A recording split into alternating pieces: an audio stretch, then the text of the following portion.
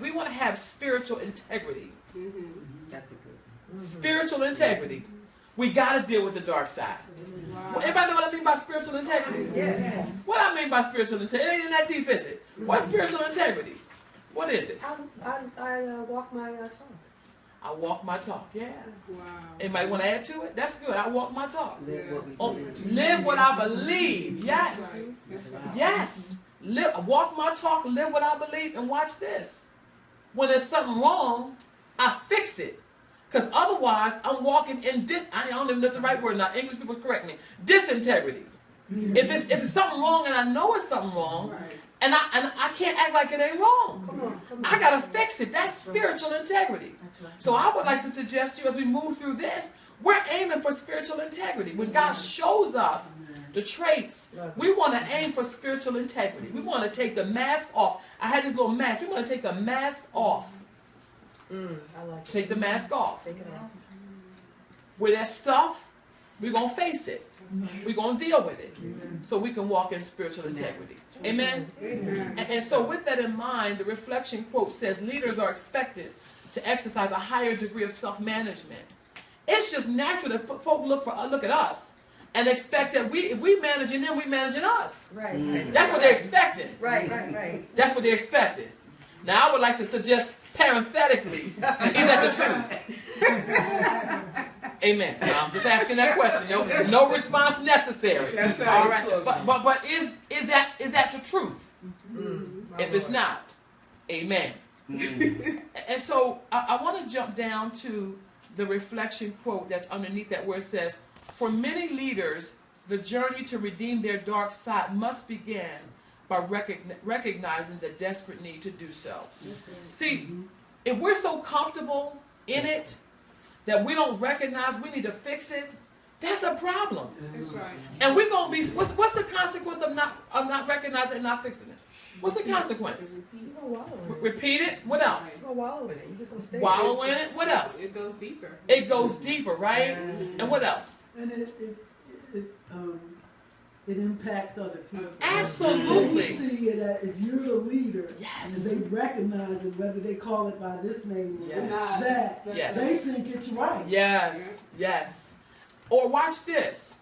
The other side of it is that they see it, everybody else see it, and don't nobody say nothing to us, and we walk around broken and don't nobody say nothing. You ever walked around with your slip hanging all the way down to your knees and don't nobody say nothing? You go, how did y'all let me go the whole day? Right. That can happen in the spiritual realm. Everybody else see it. And they're either scared to say it because they're scared of the consequences of saying it, but there's a reason why they may not say it. What'd you say, Shelley? Because of how you going to react. Because of how you going to react. Yes, ma'am. Yes, They ma'am. know you. Yes, they know us. They know us. Michelle. I find that slip analogy as destruction because you'll fall eventually. Yes. And not only will you fall, you might fall on somebody else. Yes. That's Yes. So you're hurting yourself and maybe those that may be standing next to you forever. That's true. Yes. And some of it is, as well as if you are in it so long, it becomes your new normal. Yes. You don't know healthy because you've been sick for My so God. long. Sis. It's your new normal. Sis, that's a hot button. It becomes your new normal. Yeah.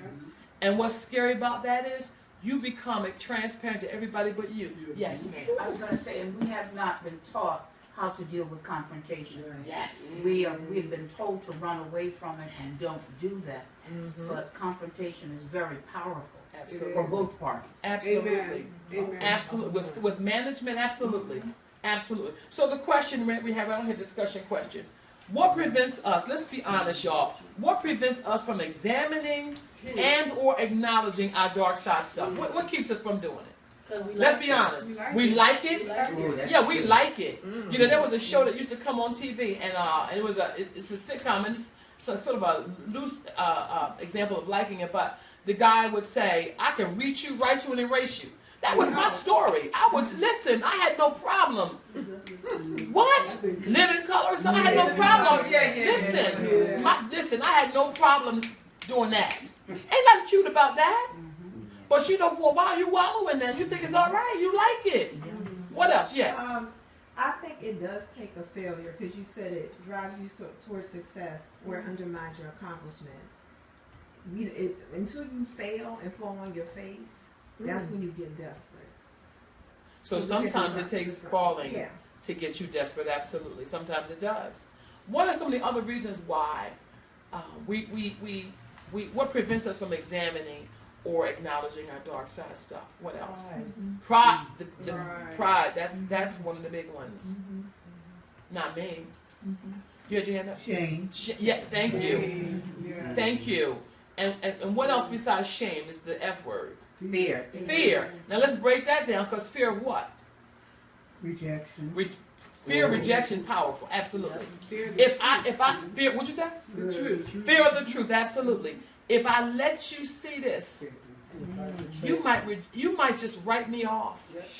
And if I really look at it, it might blow me away.